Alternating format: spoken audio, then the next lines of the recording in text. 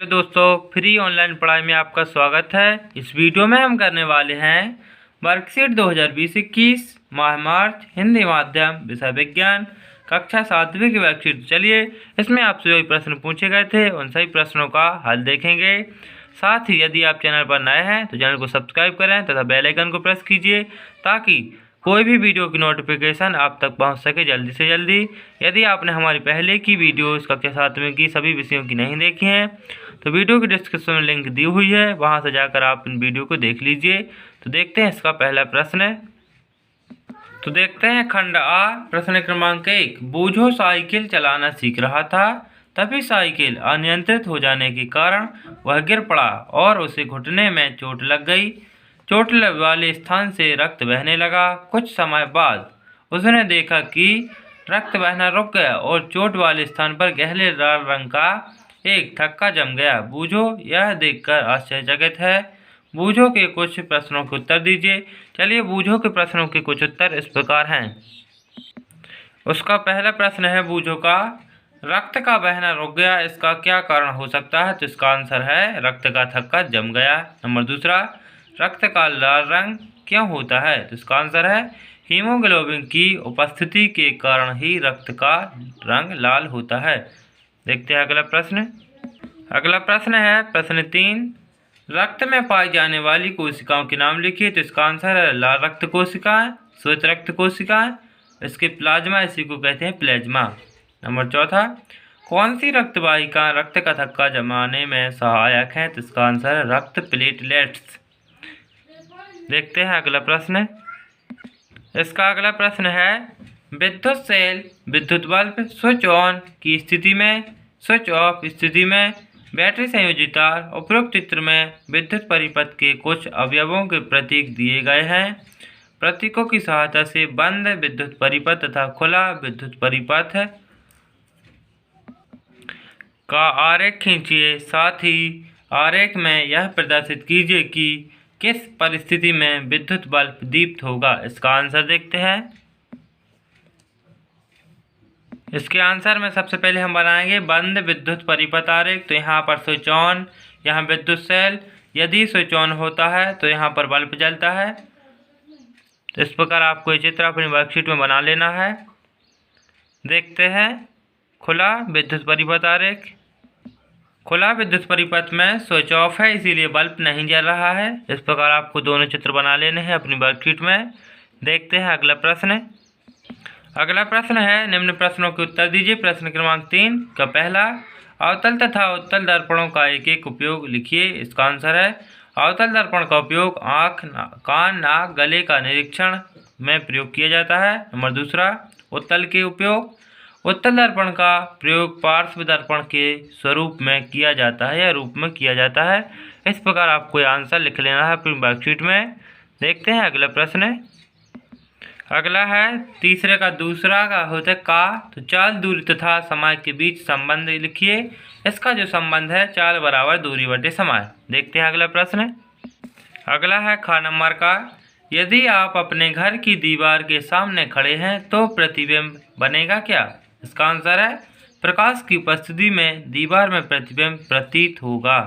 Number तीसरा, कांच के 3 गिलास लीजिए, तीनों में क्रमशः साधारण पानी, थोड़ा गुनगुना पानी एवं ठंडा पानी लीजिए। तीनों में बर्फ के टुकड़े डालकर 5 मिनट बाद तीनों गिलासों में हुए परिवर्तन को अपने शब्दों में लिखिए। तो आपको एक प्रयोग टाइप का प्रश्न दिया गया है। चलिए इस प्रयोग को देखते हैं। इसका आंसर है साधारण पानी की अपेक्षा गुनगुने पानी में बर्फ जल्दी पिघल जाएगी, ठंडे पानी में देर से पिघलेगी और ठंडा पानी के गिलास के चारों ओर रहेगी। इस प्रकार आपका आंसर हो जाएगा। देखते हैं अगला प्रश्न। अगला प्रश्न है प्रश्न क्रमांक 4 का पहला, जब हम अत्यधिक धूल भरी वायु में सांस लेते हैं तो हमें छींक क्यों आ जाती है? इसका आंसर देखते हैं। जब हम अत्यधिक धूल भरी वायु से सांस लेते हैं तो ये धूल युक्त कण नाक के रोम में फंस जाते हैं। कभी कभी एक कण नासा गुहा के पार चले जाते हैं, तब एक गुहा की कोमल परत को उत्तेजित करते हैं जिसके परिणामस्वरूप छींक आती है। इस प्रकार आपको ये आंसर लिखना था, आप लिख सकते हैं अपनी वर्कशीट में। देखते हैं अगला प्रश्न। अगला प्रश्न है, लगभग 10 सेंटीमीटर व्यास के गत्ते की एक गोलाकार आकृति लीजिए। इस आकृति को 7 बराबर खंडों में बांट लीजिए। इन खंडों को इंद्रधनुष के 7 वर्णों में पेंट कीजिए। आकृति के केंद्र पर एक छोटा छिद्र बनाइए जिसमें पेंसिल डालकर फिरकी बनाइए। वह फिरकी को तेजी से घुमाइए। आपको रंग कैसे दिखाई देते हैं, अपना अनुभव लिखिए। तो इसका आंसर देखते हैं। इसका आंसर है, फिरकी को तेजी से घुमाने पर तो वर्ण रंग आपस में मिल जाती है तथा फिरकी सफ़ेद सी प्रतीत होती है। इस गोलाकार आकृति को न्यूटन की डिस्क कहते हैं। इस प्रकार आपका यह आंसर हो जाएगा। देखते हैं अगला प्रश्न। अगला प्रश्न है प्रश्न क्रमांक 5 का पहला, दैनिक जीवन में उदासीनीकरण के प्रक्रम को एक उदाहरण देकर समझाइए। इसका आंसर है, यह भोजन के पाचन में सहायक होती है। जब आमाशय में अम्ल की मात्रा अधिक होने पर अपाचन हो जाता है। कभी कभी अपाचन कष्टदायक होता है। अपाचन से मुक्ति पाने के लिए MgOH जैसे प्रति अम्ल लेते हैं। यह अम्ल के प्रभाव को उदासीनीकरण कर देता है। इस प्रकार आपको यह आंसर लिख देना है अपनी वर्कशीट में। इसी का अगला है दूसरे नंबर का, सर्दियों में ऊनी वस्त्र हमें गर्म रखते हैं, इसका क्या कारण है, लिखिए।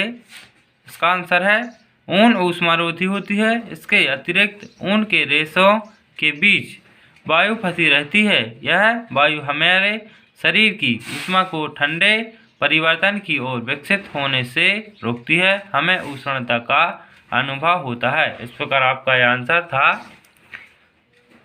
ऐसी वीडियोस के लिए चैनल को सब्सक्राइब करें। देखते हैं अगला प्रश्न। अगला प्रश्न है प्रश्न क्रमांक 6, निम्न प्रश्न को उत्तर दीजिए।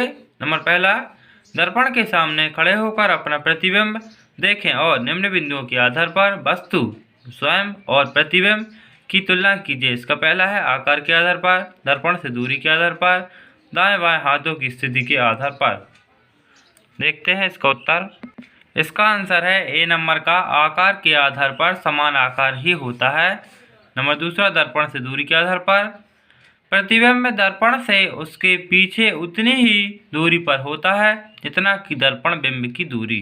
नंबर तीसरा, अगर हम बायां हाथ उठाते हैं तो दर्पण में बायां और दायां हाथ उठाते हैं तो दर्पण में सीधा हाथ दिखाई देता है। इस प्रकार आपके आंसर जो पूछे गए थे आपको लिख लेने हैं अपनी वर्कशीट में।